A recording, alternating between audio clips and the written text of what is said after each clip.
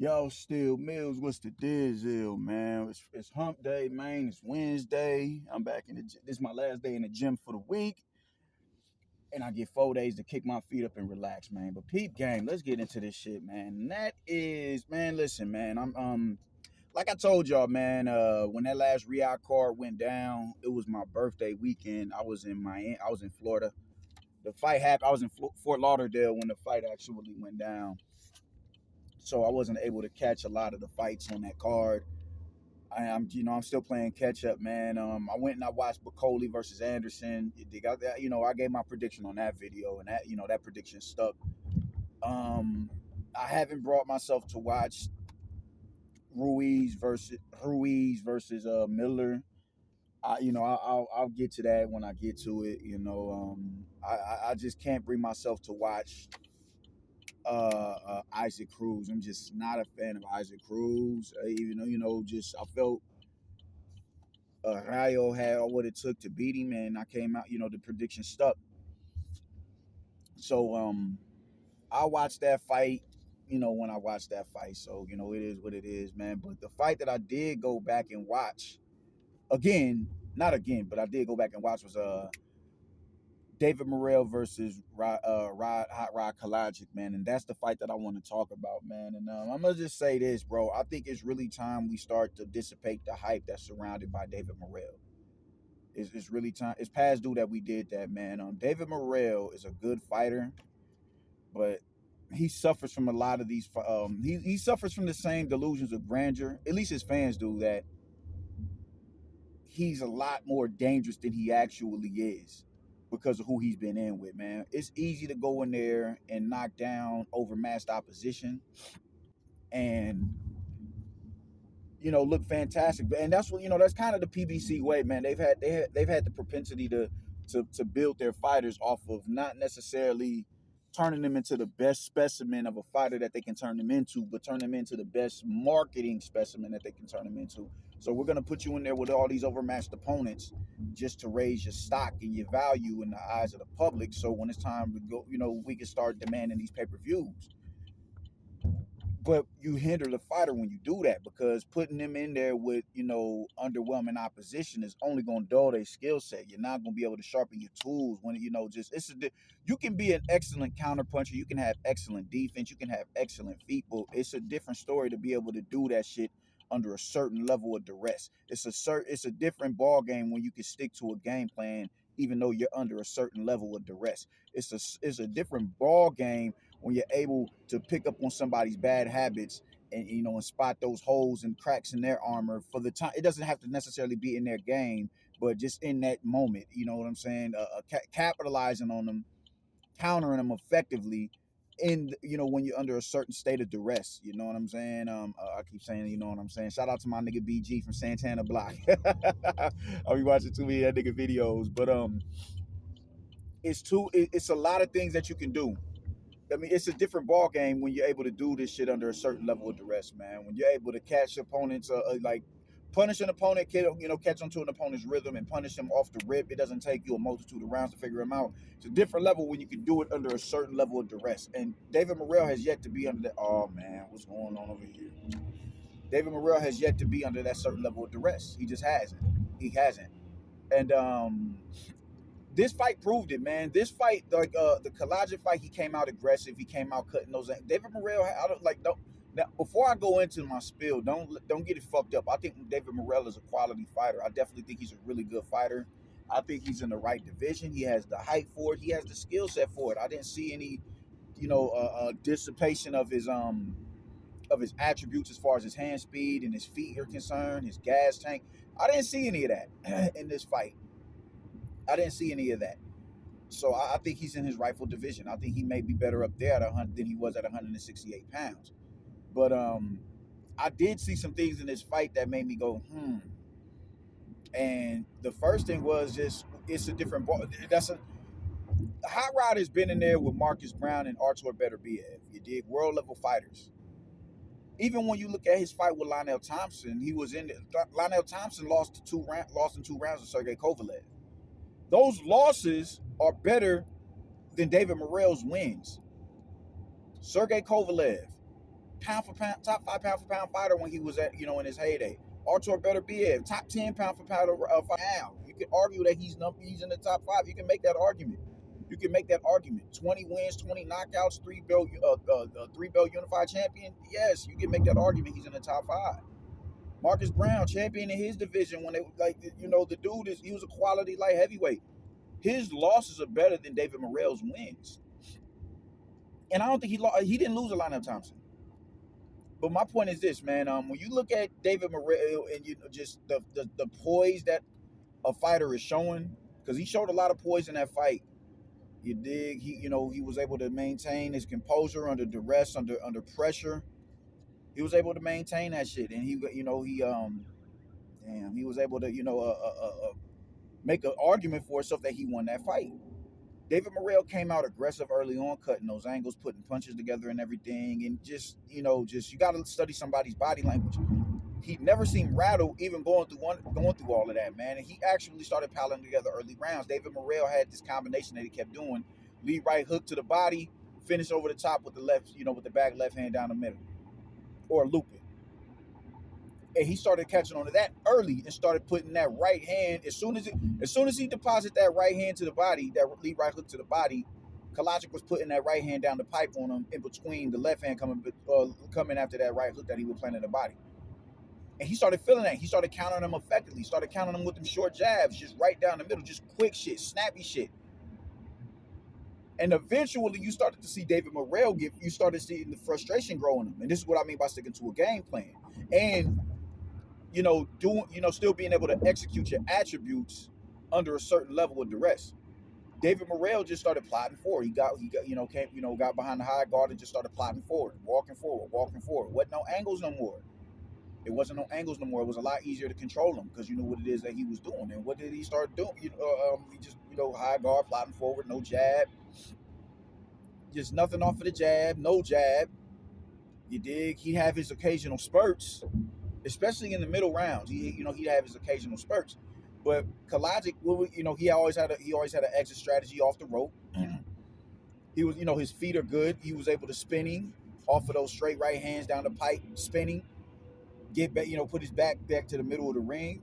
And David Morrell just kept plotting forward, man. And he was able to control him with the jab, but it wasn't even a scoring jab. He was just peppering him with the jab, touching with the jab, and all right, cool. Touch, two. Touch, hook. Touch, 1, 2, 3. Uppercut, splitting the guard up the middle with the uppercut. It was points in time in that fight. I'm seeing Kalajic snap this dude's head back with double straights. Double straights. You dig? Just keeping him, just being a crafty veteran, man. When you're in there with a certain level of opposition, world level opposition, David Morrell hadn't been in there with world level opposition yet. You could consider Kalajic world level opposition because he's been in there with world level opposition, but up until that point, he hadn't been in there with world level opposition. And when you're in there with world level opposition, you create some, you cultivate survival instincts. You learn how to survive in there. You learn how to survive. You know when to stay. You know when to lay on the ropes. You learn when to get off of the rope because it ain't safe for me to be here. You learn who you can and can do that with. You learn all these things. You learn to, all right, cool, man. He's just he's coming out guns blazing, so I'm gonna just let him punch himself out, and I'm gonna eventually find, because just when somebody is in there and they're trying to gain your respect, they're not as composed as you are in the moment because they haven't fought at the level that you fought at. So oh yeah, this shit is gonna, yeah, he's not about to come in here and just knock me over. It's not about to happen. So I'm gonna just bide my time. And I don't think, I think David Morrell's power didn't translate as well as it did. He's gonna need to grow into the division a little bit more for him, for his power to translate. You dig what I'm saying? But Kalajic was in there like he was comfortable. He was poised in there. And I'm sitting here watching the fight. I'm like, yo, this dude is not wavering, bro. Like he's not wavering. And he's countering this dude effectively off the rope, walking him into straight hands, stalking him into straight rights, walking him into short jabs. You dig? I'm sitting here like, yo. So he's able to, he's cultivated these survival instincts, and David Morrell he's kind of, he's puzzled because he's not used to being in there with somebody who knows how to survive. He's not in there with somebody who knows how, who can push him, who can force him to make adjustments. You dig what I'm saying? And Kalajic was doing that shit, bro. He was doing real good work in there, countering him effectively, man. All of that shit. And you can make an argument that he won that fight. Now, granted, I think the turning point for David Morrell was, or the deciding factor for David Morrell was how he was able to kick it up to a higher gear in the final round. And it wasn't like he wasn't landing nothing like super effective. He threw more, and he was just a little bit more aggressive and assertive. And Kalajic, I think, I don't know if he could have fought at that pace, maybe he could have did a little bit better, but he would have had to maintain that pace for a 12-round duration as his introduction fight into a higher division. You can't afford to do that, you know what I'm saying, at that division. You can't afford to do that. So that was smart for him, and he was able to maintain some of his gas tank because of, how often he went inactive. I don't know who that is.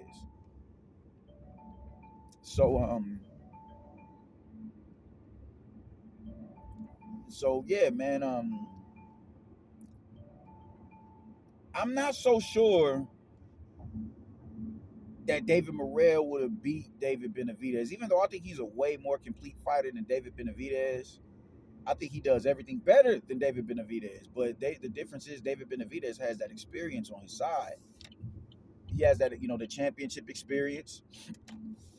Been in there with Darrell. I don't know why they wouldn't put Darrell in there with David Morrell. That shit just doesn't make much sense to me. And then eventually Caleb Plant. Caleb Plant is a former world champion with a multitude of title defenses, who had one loss at that time. You dig what I'm saying? So I'm just saying, man, like I'm not sure he would have beat David Benavidez. I'm not sure. I'm really not sure. I don't think David Benavidez would have been able to bully him though. I think that would have been right there. That would have made the fight that much more interesting. On top, coupled with his skill set. If we being real, if you're in there with somebody who's just survival instincts is something that you're having trouble with. The short counters up the middle and between the combinations that you're throwing. Look, I mean, Caleb Plant had massive success with Canelo doing that. He had massive success with Canelo doing that, catching him with that short right hand down the pike in between in between his combinations off the rope. Just poking him, nothing extra. And that's another thing that Kalajic was doing, man. Kalajic wasn't overcommitting to the shots, man. He was just getting, snapping them shots out there, scoring. You dig? Usually, when you commit to a shot and you load up and put all that extra leverage on a shot, man, that hinders you. That takes time away from you being able to get your guard back, your hand back to your face to protect you. And if somebody is quick enough, they can catch you in between them shots while you're loading up.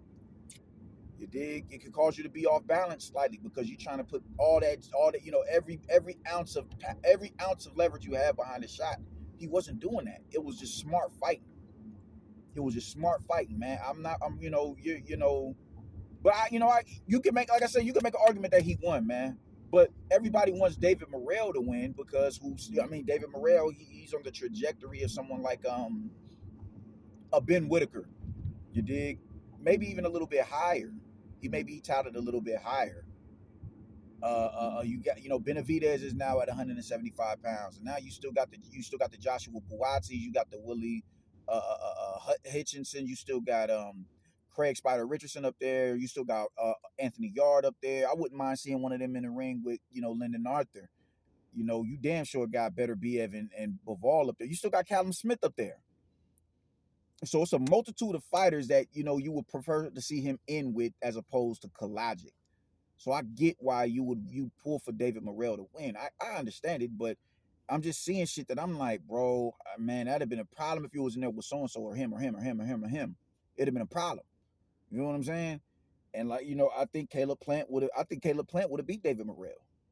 I think he would have beat David Morrell, man. Being able to stay composed like that under duress is that is a skill in itself. That is a skill in itself. That is a skill in itself, man. And when he fought, like I said, when he fought Canelo Alvarez, he was still finding homes for those short right hands down the middle, while in the middle of, in between Canelo's combinations. He was finding a home for that shit, man. Pesky offense. pesky offense, just the shit that how sometimes it's a little bit more irritating when someone is just touching you, or they don't steal the shit out of you. They'll just push your head or whatever. Just irritating shit like that. Like, dude, I'm gonna slap the shit out of you, my nigga. Move. Caleb Plant could have offered. He could have. He could have. He has that to offer in front of somebody like a David Morrell. He has that. I think he could have beat David Morrell. I honestly do. Off of that last performance, and David Morrell is, up until he was, he ran out of gas just a couple of fights ago. It's a different ball game when and then, he's went 12, but he hasn't been in there 12 rounds with somebody that's gonna push him. He hasn't done that. He hasn't done that at all. Up until recently, up until Kalashik. I say all that to say this, man. Stop prematurely ordaining these dudes as demons and devils and monsters and all that shit, man, because they've yet to prove it. Let them earn. Let them earn their keep, man. Let them earn their keep. You can be impressed with somebody's performance, but still assess the opponent that they in front of. Like, all right, yeah, he did that in front of so and so. All right, yeah, okay, yeah. That was he did what he was supposed to do, but let's see if he can do that, or at least something reminiscent of that once he steps up in competition. Niggas don't like to necessarily, be objective about a situation. They just want to, super dick ride. You dig? I'm not a fan of that shit, man. I'm like, yo, man, we don't know where David Morrell is at, bro. He's a good fighter. What we're seeing is I'm seeing a fighter with, a lot of potential. But let's let him go and prove that. You dig? It's another dude, Ashley Iglesias or whatever. He's another Cuban cat. Another Cuban cat, man, and he's at 168 pounds, bro. So, and I think he only has like 9 fights, and for him to go in there and do, him and David Morrell share a common opponent, but little shit like you gotta how you grade these fighters. You got, like I said before, you gotta look for the most minute and small and minuscule shit, because that shit matters as you start to move up. It matters. David Morrell stopped this dude. I cannot remember this dude's name. It's an African brother, but David Morrell stopped him definitely, man. But Iglesias was able to put him down. He ended, he stopped him on his feet. He went out on his feet. But the fact that he was able to put this dude's back on the canvas, that says a lot. That says a lot. You dig? He was in there spamming that left hook. Dude's left hook was devilish. And the thing is, when you're with, top rank has the propensity to push you. Like, all right, it's only so many layups you're going to get. There's only so many layups you're going to get. And now, when we start stepping you up, it's sink or swim. So you better swim. Otherwise, you're going to be another Edgar Berlanga. You dig me? So, you dig? Like, could he potentially fuck around and be a better fighter than David Morrell? It's a possibility. Now, what I'm seeing just on the surface level, I don't think he's better than David Morrell, man. But little shit like that matters. Little shit like that matters. Little shit like that matters. And David Morrell is a dude who I think has a really high ceiling, and I think he has the ability to be, to be a champion and all that. But I just, let's just dial back with all the hype. You know what I'm saying? Let's dial back. They do the same shit with Benavidez, and that's where I get so riled up about David Benavidez. I'm like, he's a good fighter, he's a quality fighter, but y'all are putting this dude on this pedestal like he's done it all, like he's just this bulldozer. I'll never forgive Jim Lampley for saying this dude can fuck around and be a potential heavyweight champion. I can't, like, bro, what the fuck is wrong with y'all? The most knee-jerk reaction ass niggas, and we all suffer from when you're a fan of somebody and when you're admirable of somebody, you're gonna be, yo, man, like I said the same thing about fucking Teofimo Lopez. I thought Teofimo was, I'm like, man, this dude is looking like he could fuck around and he could end his career at 154 pounds. And then what happened? As soon as he jumped up to 140, what happened? Them knockouts came to an abrupt stop. You dig me? So I'm just saying, man, let's just kind of dial back on the goofy shit. Let's dial back. It ain't nothing wrong with letting the dude know, man, you're not necessarily there yet. Just not yet. You're not necessarily there yet. You dig? I see the potential, but let's build you a little bit more. Niggas don't want to build these fighters. They just, they get real content with seeing them knock over dudes who they supposed to knock over. You Dig? Because in their heart of hearts, when you get pushed and you meet resistance, like it's a bad thing to be exposed. Let a lot of these dudes tell it. He got exposed. He got exposed. He got exposed. I mean, that's sometimes a good thing. Manny Pacquiao got exposed by Eric Morales, and what did Freddie Roach turn this dude? He turned that dude into a fucking demon. You're not about to just have the left hand no more. Oh no. Oh no. That just 1-1-2, 1-1-2. Oh no, we not about to do that. We finna develop a jab and a lead right hook for you. And what happened to Eric Morales in that rematch? It was a problem, bro. It was a problem. You dig? So getting exposed isn't always a bad thing. It's a bad thing when when you super gassed and motherfuckers think you ain't supposed to. You're just supposed to go in there and just knock everybody the fuck over. Like, no, bro. No, it could be a good thing. It could be. It could be. Getting exposed can be, what's the word I'm looking for? It could be a positive to your career. You dig what I'm saying? So let's just pump the brakes with all the hype. That's all it is to it. Just pump your brakes, bro. Let that man earn his keep, and he'll get there eventually. But Kalajic does have an argument that he won that fight, or at least a draw.